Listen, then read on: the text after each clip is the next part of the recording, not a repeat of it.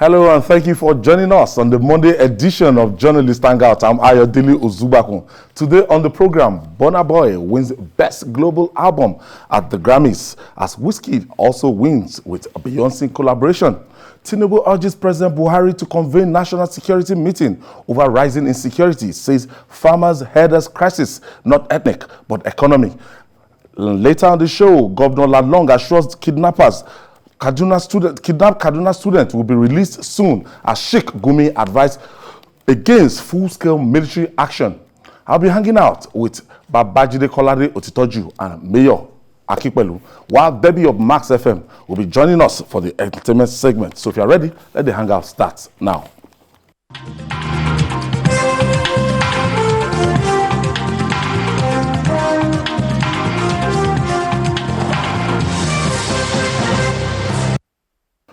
Let's start today's edition with entertainment. Nigeria's entertainment industry is in an excitement mood at the moment. Music stars Burna Boy and Wizkid won accolades at the 2021 Grammy Awards, while Damini Ogulu, popularly known as Burna Boy, won the Best Global Music Album Award. Ayo Balogun, otherwise called Wizkid, won the Best Music Video Award for his collaborative song with Beyonce, Brown Skin Girl. Let's start with a song from that award-winning album, Twice as Tall.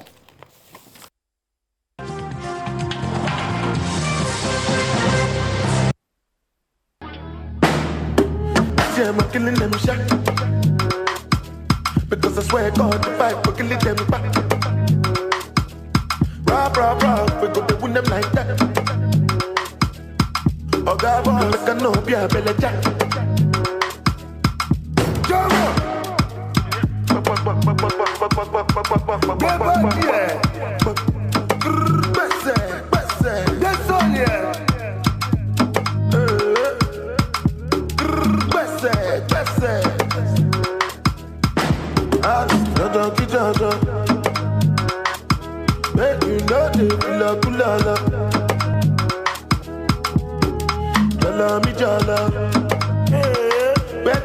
Betty money, na na na na. Money lonely.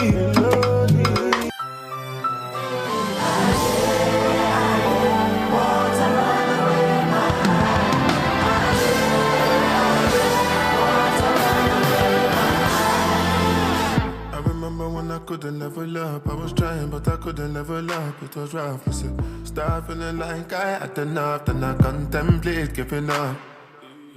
If you're feeling like you can't level up, I'ma make you not stop at all. Because right when you start feeling like you can't level up, that's when you have to shut the devil up. I remember when I couldn't level up, but my money couldn't level up. Doing what I'm on, seem like there's always another level up. So you always found me looking up. But sometimes, and I'm alive and I'm not forever up. I hear about my fights in the club. Every day me try level up, so me striking them hard, me go hard until I get to God. And the Grammy goes to, oh come on, Twice as Tall, Burna Boy, Omo Naija.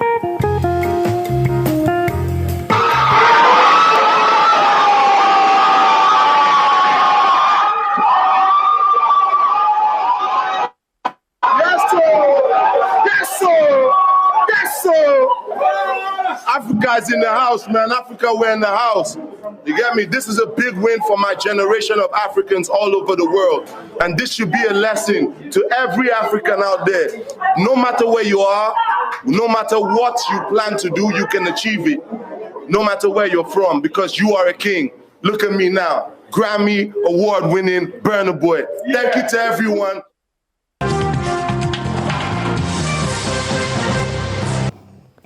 Debbie, Debbie is joining us from Max FM. Debbie, I was short of words yesterday, but 2 weeks ago, when I got the hint that Burna Boy was going to perform at the Grammys, for me, it was like 80% done deal. 80% done. Yes. So when it was announced yesterday, I just wow, now the dream has come true. Not forgetting that Angelique Kidjo actually dedicated last year's award because it was a tight race, and Kidjo clinched it at the end of the day. So Burna Boy, we have it now. Well, I don't think we should be too comfortable to say we were expecting a win, because if you've seen the history of the Grammys, nothing is ever 100%. If you look at Femi Kuti, he had 4 nominations. 4 nominations. Even another, kind of pseudo nomination in this particular edition, and he didn't win. Seun Kuti also had a nomination as well in this same category, still didn't win. So the fact that Burna Boy won it, especially when it was a back-to-back nomination,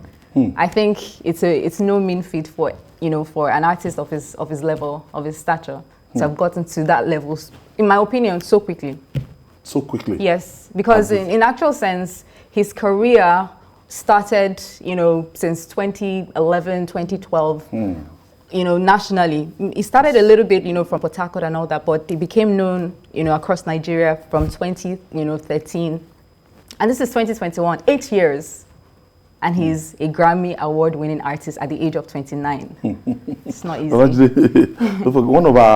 One of our viewers, that Mr. Benson Idonije is actually his grandfather. Yes.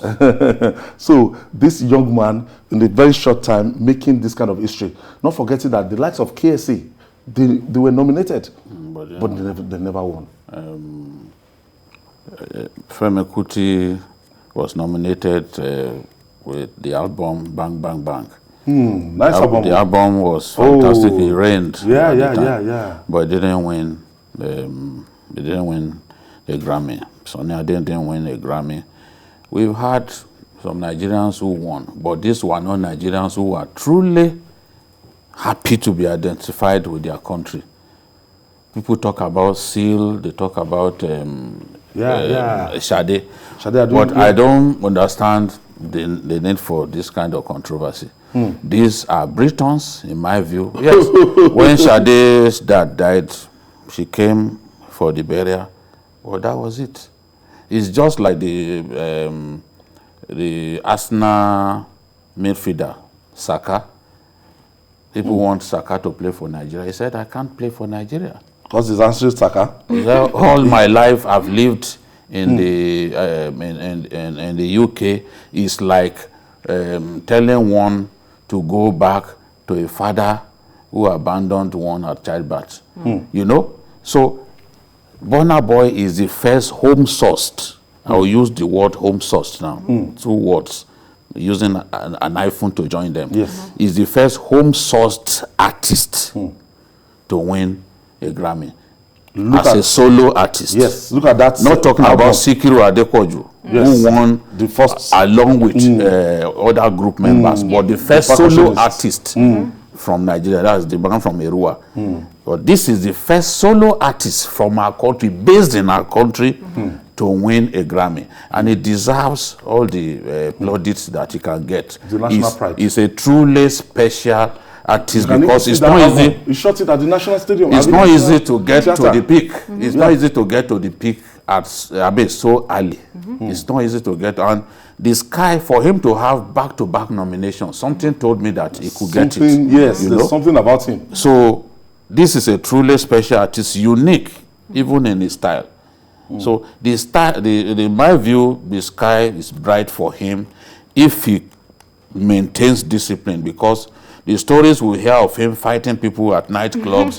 About 2 weeks ago, he fought Obafemi Martins. Allegedly. That shouldn't be happening. That shouldn't be happening. And then again in Ghana, fought with Davido. Those things, for an artist, you have to be focused. Yeah. He has to think of what's ahead of him. And I believe that the star is really, the sky is his limit.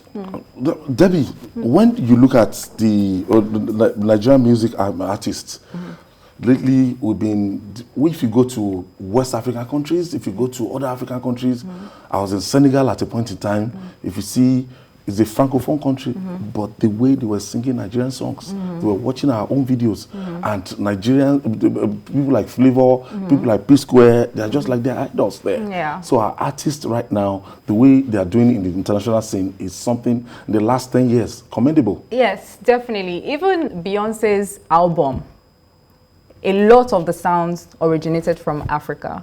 So Africa is definitely the pride when it comes to the music industry globally. And Nigeria has taken a lion's share of that audience.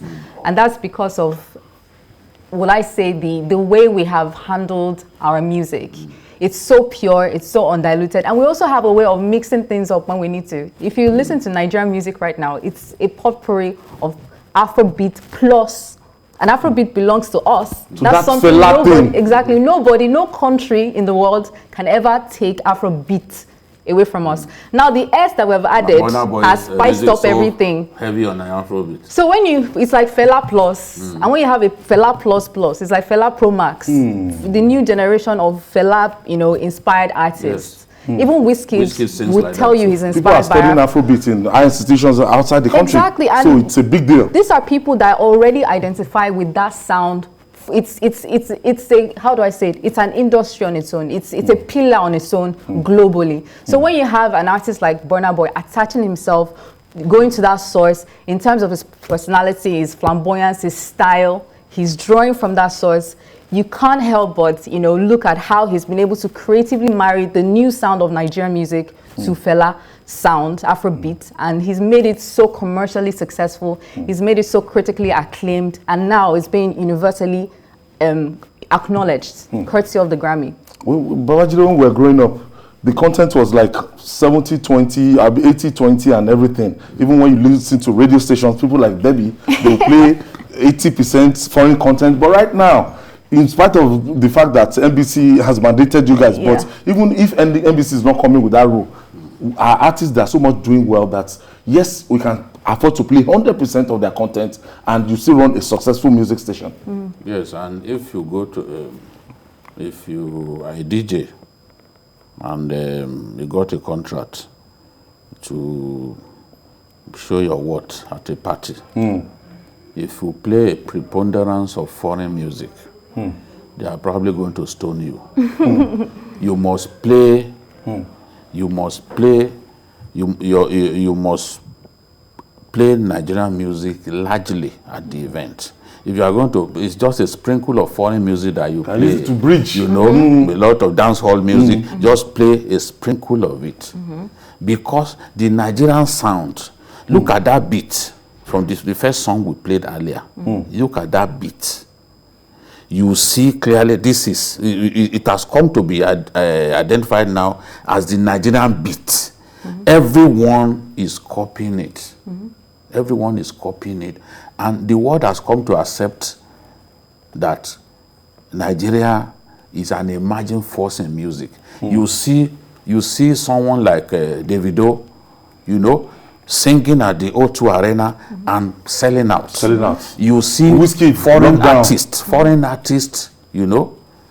rappers, Drake and the rest of them partnering with Nigerian artists. We have never had this so good. That should tell you how well our artists are doing. And that should tell you that, look, if all the support that is required is provided to these guys, they will take Nigeria to the next level. So many of them we will earn a lot of foreign exchange through the entertainment industry. And it pleases me now that they are going to refurbish or renovate the National Theatre. Yes, it's a matter of shame that we left it to rot. But now what they are coming up with, they are going to make it look fine again. Cinemas, everything. See, the future is bright. All I can see, she was talking about the fusion of Afro. You can see that that's exactly how Wizkid sings too. Yeah. Look at his song, Joro. When you listen to Joro, it feels like it's Fela singing. Even Brown Skin Girl, you can trace it to Lady. It still has the similar theme. So don't forget that this Burna was a dancer with Fela and Nikulapo Kuti. It's like Fela reincarnating. It's like these guys are bringing back the ghost of Fela in a positive manner. So wherever Bamieda is now, you'll be happy. Yes, that definitely. The legacy left, this Afrobeat is not dead. So I just wanted to point out that I don't want to use the word shameful, but it's embarrassing at this point if we're relying on stadiums or national theaters. We don't have our own arenas. We don't have our own space whereby we can actually hold concerts. I mean, away from the pandemic, if you look at artists that have performed overseas, they set records. They say, "Oh, I played at a sold out O2, maybe 45,000." But we don't have such capacity, high capacity, venues. And we say we are part of the music industry, the global music industry. So it's kind of like funny when you want to hold a tour, and you want Nigeria to be part of that tour. Who are you? Where are you playing at? No, it's part of the infrastructure deficit that we suffer. That's what I'm saying. If we go across the you see big theaters where people can record songs live. The Joy Celebration, one of their most famous gospel singing groups. Okay. They play at big amphitheaters in Durban and the rest of them. And Sony is there in South Africa. They will produce albums out of those live shows. Everything, you will enjoy it, But it's like we've lost everything. There was a time when we had EMI and the rest of them here. The big music companies. Yes, they were here in Nigeria. But by the early 1980s, they began to leave. People like Peter Tosh, they used to come to Nigeria to record their songs. And it was Peter Tosh who taught Bob Marley how to play the guitar. You can imagine. Even Paul McCartney. I saw a picture of Paul McCartney meeting Fela from back in the day. Like, he came to find out who was this guy that could play the saxophone. Yes, now. Yes. I've forgotten the name of this artist who had an argument with Fela, and they were playing different instruments. I think there was a James Brown as well, was one of those people that felt James Brown too was here. And Fela now, to defeat him, Fela gave him a talking drum. And he couldn't play the talking drum. Fela was a fantastic musicologist himself who could play several instruments. And he brought that talking drum to the Grammys performance. That's Burna Boy. When he performed, a fusion, a mix of his some of the songs off of his Twice as Tall album. The talking drum was part of the instruments played, during the performance, which was beautiful. It showcased African, Nigerian culture. So we gradually, our music is gradually creeping into the international standard. It's not gradually, sir. We're taking over. I said Obama was singing. Obama was singing. We were asking Obama his songs of the year. He was singing his song. He named one of Burna Boy's. He was even singing his song. Oh no! Conversant with the lyrics, he was singing Burna Boy's song. And look at this collabo with that South African guy to do Jerusalem. Okay. Yes. You see, when you look at the way Burna Boy structured the album, the kind of people that he got to work with him, you will know that album was targeted at the international audience. With Grammy in mind. Yes. People like P. Diddy, they were among the producers. So when you have this kind of quality people working with you, the arrangement will be so P. Diddy good. was there. He was the executive producer. So who can bring Yuso Ondo onto an album in this our generation? Which artist can boast of a legend? And to make matters interesting, that was the opening of that album. Level Up was the first song on Twice as Tall. When I heard that first song, I said, look, this is a winner. This is how to do it. He was very intentional. He was very intentional with the album. And I think that he's made history.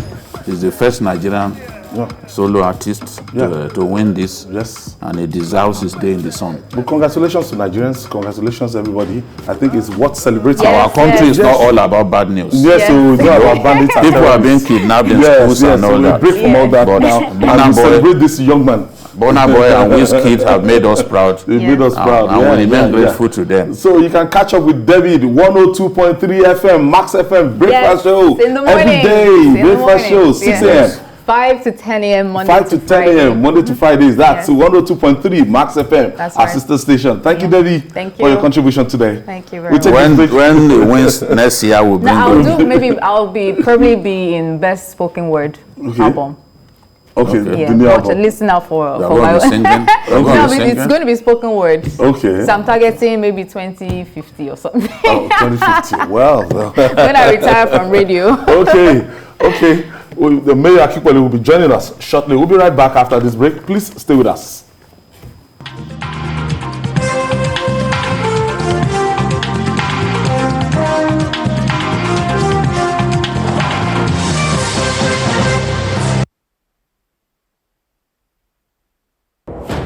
In the month of March, the world celebrates the International Women's Day with focus on women in leadership and their achievement in current realities. The Commonwealth Day is also in the month of March. It's 1 year after the closure of Nigeria's airspace as occasioned by the pandemic. What is the future of this struggling industry? Former governor of the Central Bank of Nigeria was removed from office as the Emir of Kano in the month of March. Stay with TVC News through the month as we bring you special reports with fresh perspectives on these stories and more. TVC News, first with breaking news.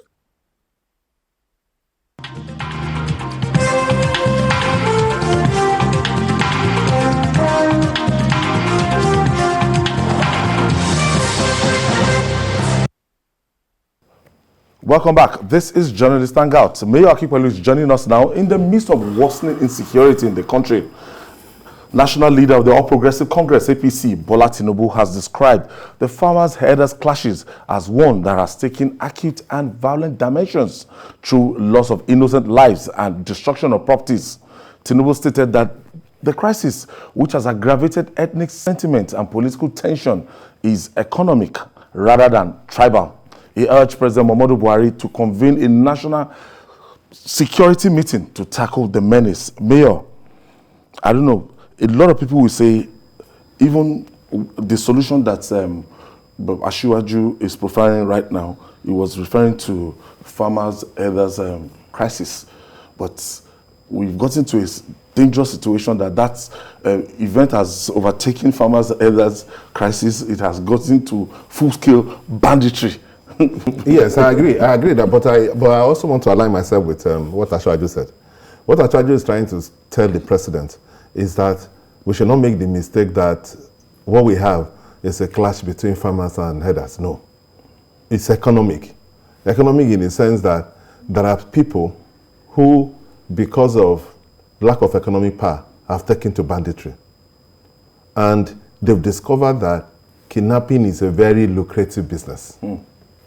You know, if, as an armed robber, if you attack a bank, for example, you are not even sure you can get 10 million out of that bank. And most banks don't even put a lot of money in that. And then they further your put. But as a kidnapper, you can kidnap people and get up to 50 million.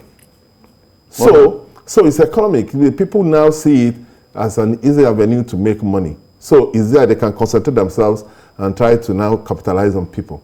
But when you now take it further down, we are still going to look at the others thing, because why people are saying the others, they were the precursor to what we are experiencing now. Because of the way they run their business, they move from one point to another, traversing the forest reserves.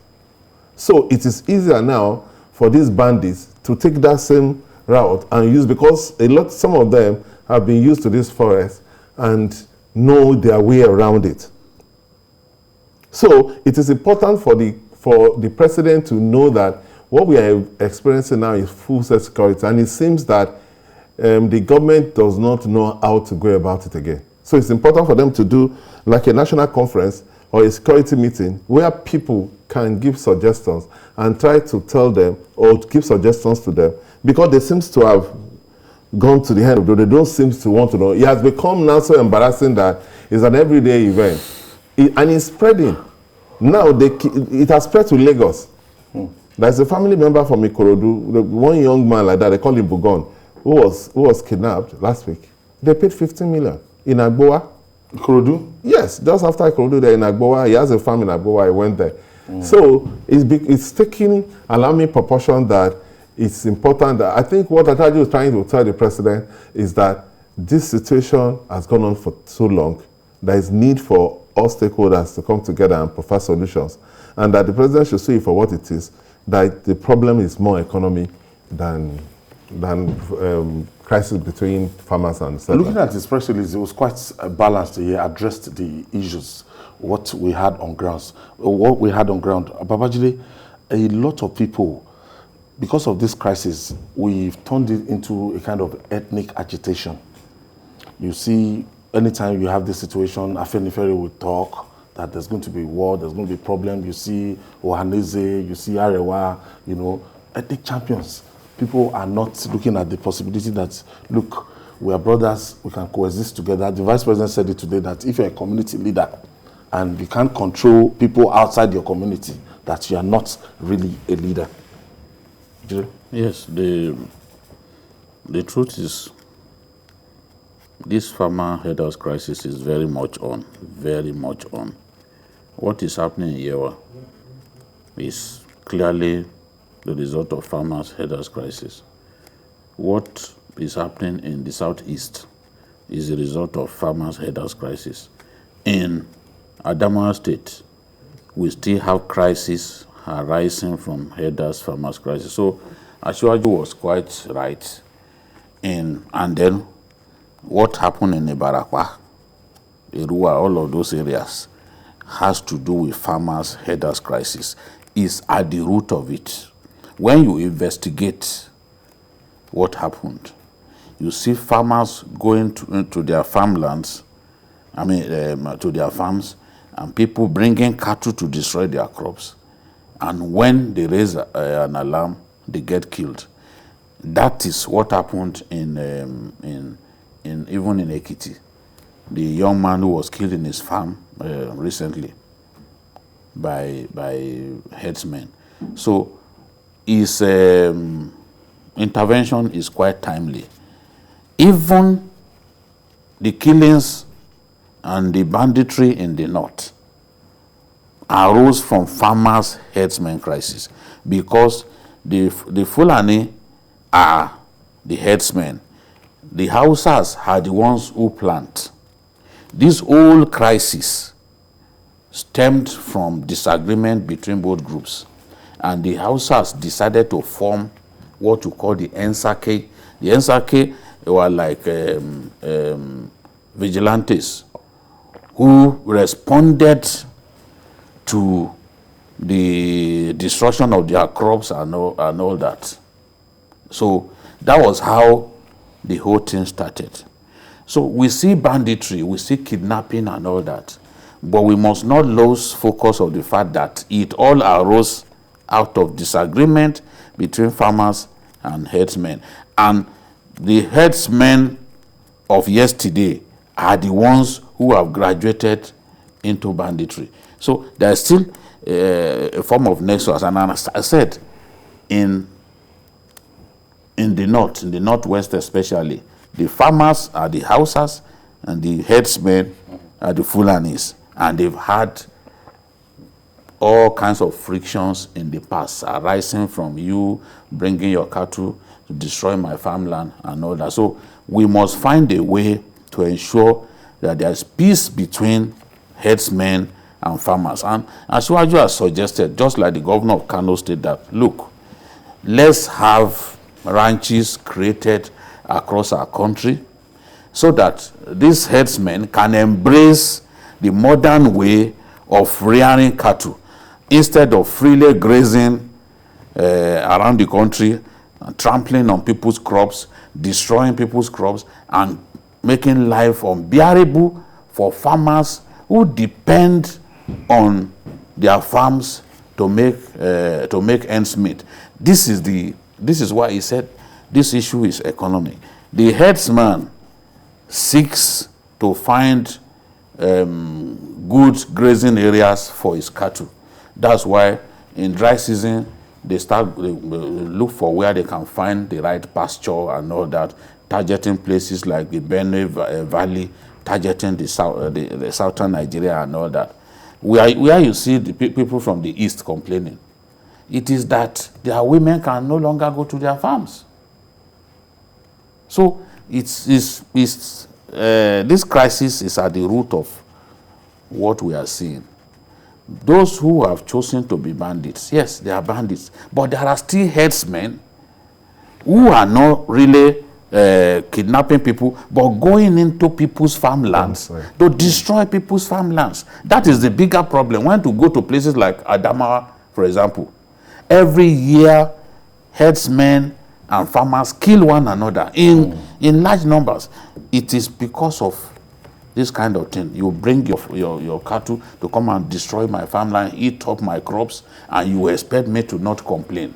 But we can find a way to ensure that these kind of things do not happen. This friction between farmers that lead to ethnic tensions do not happen. That's what Asiwaju is saying, that we must stop seeing it as simply an ethnic issue. Let's call it what it is.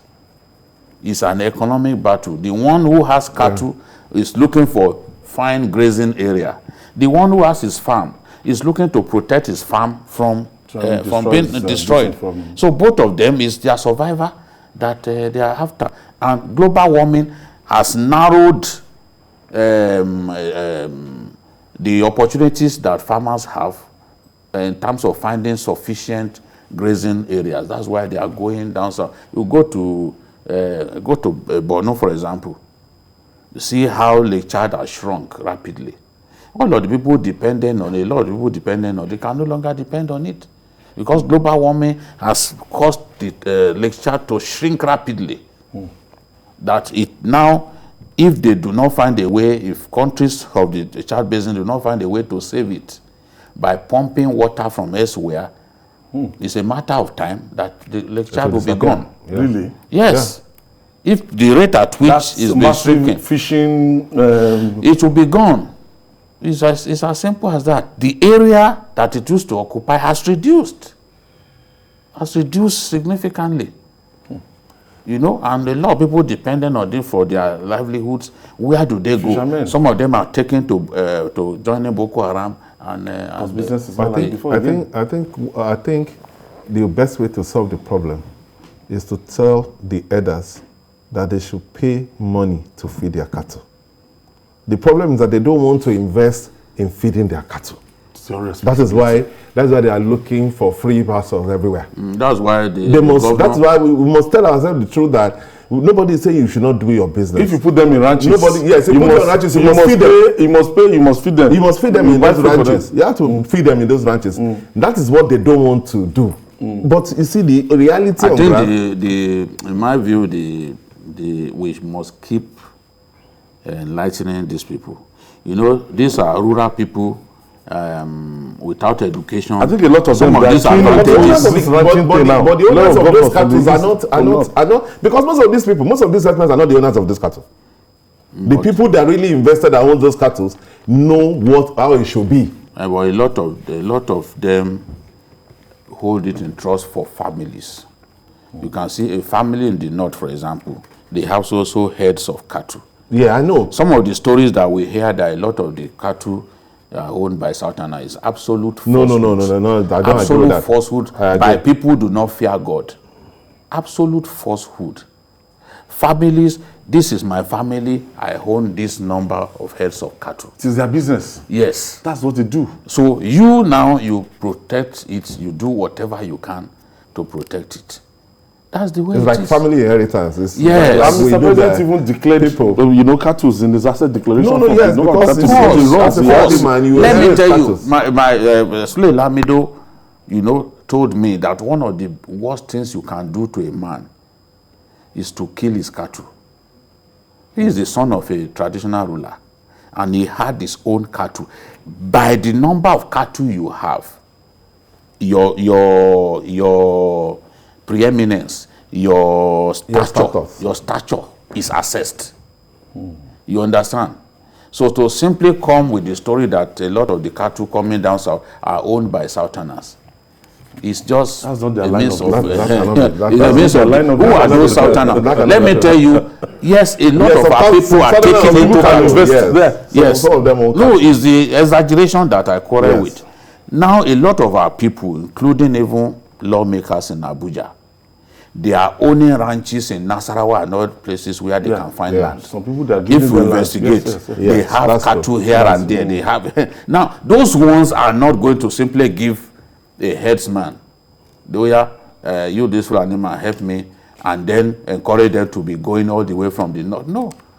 That is no longer the way. The other day we interviewed the secretary of the Mieti Allah, in Lagos. No, not the one in Lagos. Ngezarma is the national secretary of Mieti Allah. The other impersonator, they call themselves Katahore. Those ones are not Mietiala. The real Mietiala, the mainstream Mietiala, is the one that Ungezarma is their Secretary General. He said the modern way of rearing cattle is grazing, and that more and more of their own people are embracing it. You saw the story that I did in Kano. You can't tell those Fulani now to go all the way to the south. No, they want to settle down in a place. And they are saying, Governor, give us schools. Give us lander. Give us school. Give us water. Everything. The water is there in abundance. Even the Islamic Bank is going to build a dam inside that forest. Have access. They've already kind of put embankment. They've stopped the flow of the water somehow, preparing to make a dam out of it. So there's water in abundance. They have their mosque. They have their houses that they built for them. They are waiting for schools. They said, please tell the governor for us that we want school where our children can go. And then their wives, because people of northern Nigeria do not joke with the sanctity of their wives. Now, even their wives, they are going to create, government is going to create a milk market.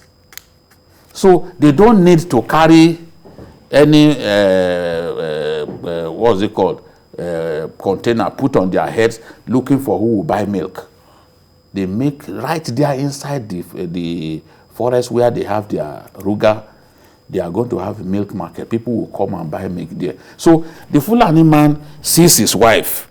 His wife is not going out. He doesn't think that anybody will toast his wife. He's comfortable that his wife is around him, that his children can go to school right within a spitting distance. Of course, I asked the question. I asked them, Zakuje Kudukwa, would you like to go to the south? And they said no. That they have no reason to go to Kudu. Kudu is south. They said they will not go. Almost everything you need is provided, and that's what Asiwaju is prescribing. It's like the ranching is the way to go now. That's the way to go. That's the way to go, and I think it can be done. If the governors decide among themselves to do the needful, it's something that can be done. A few of them are doing it. Yes. If you go to Zamfara, they're building a big ruga. Yeah. Kwara State. What's the name of that? The farm where you have those white Zimbabweans. Yes, they are extracting milk. Yeah. They have ranches and very bulky looking cows. That's the best extracting way to go. milk from them. The other day I went to see Kwamwan in Ijebu. You know, he has a big one there. That video that went viral. I'm telling you, okay. I was shocked when I got there. It's just that in his own case, he doesn't want to sell those cows. No. He wants to. Some of them are hefty. No. I saw some that like Texas cattle. I could not believe that you can have that kind of thing. And he has invested so much money there. And that's when I realized, because when he took us around and we saw the volume of the food and the care you need to give to those people, it's a lot of money. It's a lot of money. So those people, that is why government has to come in and then encourage them. Government build those things. These people can now pay like a rent to government. No, with time, government will make money. Government can help them at the initial stage. Yes. Most southern states now, they ban open grazing. Like on those but it will take some time, because it will take some time for it to hold, because you know when you ban it, it a long time. Yes, there's some people that will still want, like I said, they need to feed those cattle. They don't want to spend money doing that. So they prefer the tradition. And that's the tradition. Yeah, because the tradition is for you to look for. But now there's a problem, because there are a lot of farmers who you have to take their farms in the path where they are going to take. So something must give. I think that if they are provided with what they need, for example, you have access to veterinary doctor inside that place, artificial insemination, which will ensure that if, you can boost production and not simply rely on your cattle mating, you know, to facilitate production. With artificial insemination, you can help the cattle to actually procreate. So they have it, they have the facility, Sharagi and Shonga. Okay. They have the facility in Kano. They are doing that. You send people to Turkey to go and learn. Children of Fulani herdsmen, send them to Turkey to go and learn how to do artificial insemination. So gradually, when you see that, have actually everything you need and their security, these ones now, cattle rustlers could attack them, Yeah. steal all their cattle. Yes. But if you are all localized in a place and there are security posts, And as you used to say, these ones don't have even the capacity to produce milk because they would have all their strength. No, the They would- strength. when government wants to help them strength And then they will tell like this, come to when South and government, they are looking- these are not even big. They can help them to do some crossbreeding. Bring some of the best breeds, maybe from Holland and the rest of them. Those ones produce greater milk. Even in Niger and Mali. Huh? Yes, You know, because, those ones produce greater milk. because Congo showed me some I asked- unbelievable cows, and I was shocked. I asked the man working at the artificial insemination center in Kano that what is the highest number of liters that a cow can produce in a day, and he said when he was studying in Holland that one cow produced 145 liters of milk. Wow. I said, what? In Nigeria, to get a cow to even give you 10 liters, you will struggle. And one cow will produce 145 liters. He said, You know, because from birth. Let's quickly pick this call. Wale is calling us. Thank you for joining us. Okay, good evening, Ayo. Good evening, Wale. Good evening. My encyclopedia, I greet you. good evening, sir. Okay, good evening. Yeah, please, let us be factual and be objective. Okay? What actually caused this problem is what Babajide has analyzed. Okay? The farmers' elders crisis. But don't let us deceive ourselves. ISWAP and Boko Haram, they are the ones that are transformed into the bandits. Don't let us deceive ourselves. They are the ones that are transformed into kidnappers. Not all of them. Okay? So while we are focusing on farmers' elders crisis, let us also focus on the motive of the kidnappers as well as the bandits. Most of the elders are not the bandits, and most of them are not the kidnappers. So we have to leave it there, Wale. We have to leave it there, Vijay. And finally, banditry and kidnapping is now turning into a national shame in Nigeria as more schools are now becoming targets for the criminals. Governor of Plateau State, Samuel Lalong, has expressed optimism that kidnapped students of the Federal College of Forestry Mechanization, Kaduna, will soon be freed. Meanwhile, Sheikh Gumi has warned against a full-scale military operation, saying it will lead to a great loss of lives. Babajide, I don't know, Sheikh Gumi seems to be advocating, seriously on behalf of these bandits, being their spokesman, apart from being a mediator, he's no longer talking as a citizen of Federal Republic of Nigeria. He's so passionate about government rehabilitating these bandits. I don't, maybe in the fullness of time, his intention will be clear. Because I really don't understand what the Sheikh is up to. Honestly, the other day was abusing journalists and calling journalists criminals because journalists call these guys who they are. You can't be talking in this manner. I think also that the Nigerian media is giving Sheikh Gumi too much attention. Everything that he spits out, we report in the papers, we go after him. What's the meaning of that? What's the meaning of that?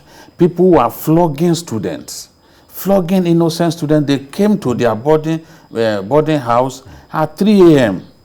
with a lot of them wearing nothing. And you took them away like that, including women. Just their loincloths. That's what they were wearing.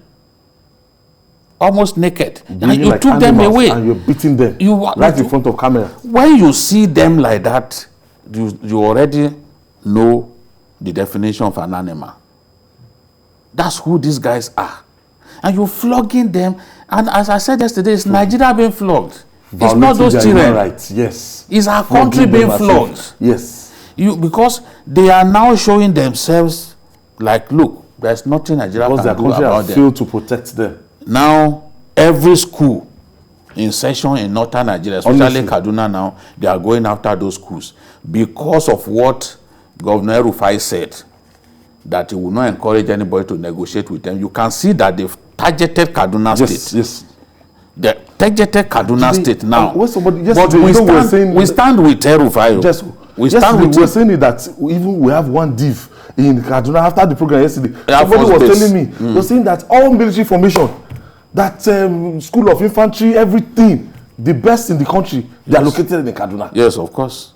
Still, we still have that kind of. One of the biggest Air Force bases in Nigeria is there in Kaduna, not far from where this thing happened. And the Nigerian Defense Academy wall stretches right up to that school. NDA? Yes. Because that school was where we used to, beside it was where we had our NYC farm. And we all planted corn when I was doing my youth service in Kaduna. It's not really, you can't say that it's outside of the town. It's in the town. Look, they wanted to kidnap students of the Turkish International School. Will you say that one is outside the town? Look at the effrontery of these guys. Are we going to wait until one day they go to a governor's a governor's residence to attempt to take them away? You know what they are doing? Of course, they're playing on emotions. They want them to pay. They want them to pay. That's just it. But you see, this is what they do to most people when they kidnap people. They beat you. Yeah, I know. They beat you. They will put the phone on speaker. No, what I'm saying is that why they did this video and release it is that they know it's propaganda. That the government will feel embarrassed. People will put pressure on government to say, look, the parents go and pay them. And then you see, because we are within the devil and the WC. If we pay, they will continue to do that. They will continue to do what they are doing. And if we don't pay, people will blame government for being insensitive. Yes, they told them that they will kill them. They told them. So that's the problem we have now. But I think that the government allowed this. But this industry must somehow we allowed it to fester. This industry must be stopped. Government allowed it to fester. Every day now, they carry out. If we had been decisive, yes, from the beginning, this would not have happened. Now they are emboldened. They are emboldened and they have weapons. Because in criminality, when you know you can get away with something, you jolly well keep doing it. That's the thing. They realize now that, look, some people are doing this thing and there are different groups. You understand? Yeah. So some group will just sit down and tell themselves that, look, this other group kidnapped some people and collected a lot of money. Let's do our own. Let's do our own. Why should we not do our own? That's why amnesty is dangerous. And it's subtargets. Anyway, if you go to a secondary school at night, they are defenseless. You can take them. But the only problem, it just shows that the security architecture in this country is terrible. We have to face that reality because it has collapsed. Why is it that it's so easy for bandits to come, take a lot of people, and they're able to move them away without kilometers, and nobody can stop them? It shows that something is wrong somewhere. And you know the way they do it, they don't stay in the same spot. They are constantly moving them. Yes. Yeah. They are constantly moving them. They move. So that it becomes difficult for you to locate them. And sometimes they split them up so that no rescue mission can successfully save everybody. That is what they do. Those their captors, psychologically. Even Boko Haram did it. They split up the Chibok girls amongst their factions.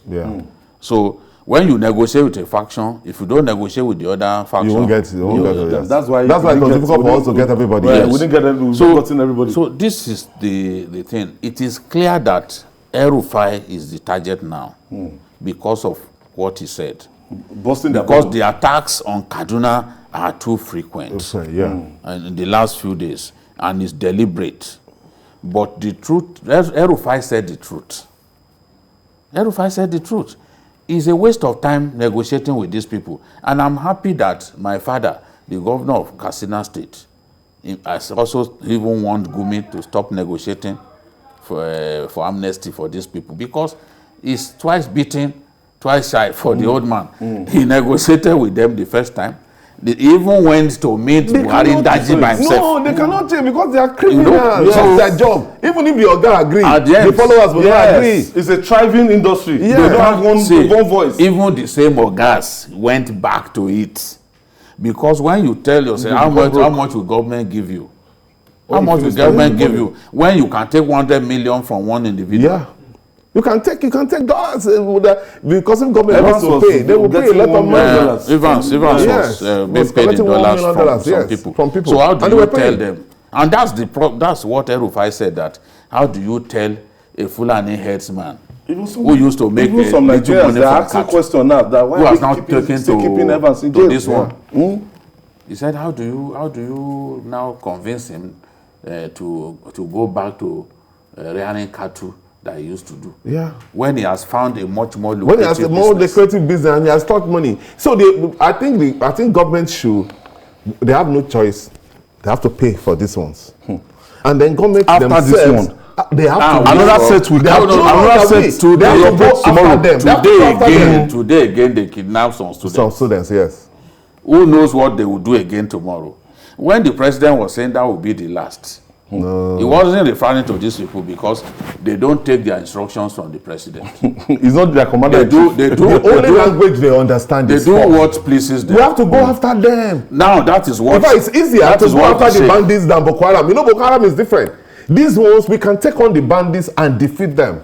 Now that is what this sheikh does not want us to do. No, forget Gumi. Gumi is. Is it not same Gumi that had issues? Have you forgotten the issues he had with American CIA concerning that our boy that was the pant bomber? He was found to be associated with the guy, and he had issues in Saudi Arabia before he came back. He used to live in Saudi Arabia. So Gumi is somebody that is always like that. We should not take him seriously. He's not the one that will tell us. He was not found guilty. Yeah, he was not found guilty. That's what I'm saying. Yes, I'm not saying he was guilty. The thing is, no, I didn't say he was guilty. But I'm not saying that he has always been a controversial person. Initially, he appeared to be trying to find out what the problem was and to find a solution. But right now, turning yourself to their spokesman. Speaking of the it seems to be enjoying telling people what to call them, what not to call them. He's even saying we should not even call them now, if you are saying that, if you say that a military action will lead to many loss of lives, of course it's inevitable. We will lose soldiers, but they will lose more. They too will die. No, I think he's referring to that if we try to rescue these students. No, I didn't see rescue. I just saw that I said military action. We can start from Zamfara or anywhere now. What is wrong? The only way we can do that thing is for the state to move against these people. We have to. It's a war. It has to be a big operation. It's a war. We have to go after them. We have to go after them. We have to show them, because you see the problem with criminals is that that is why the state. That's why you created the state. The state must be able to show them that we have power to be able to make you account for whatever you do. And if they find out that this thing is not profitable, they won't do it. All right. I want to thank you, Mayor Akikwalu. Thank you for your contribution today. And the maestro himself, BKO, Bajide Kolade Otitoju, thank you for your contribution.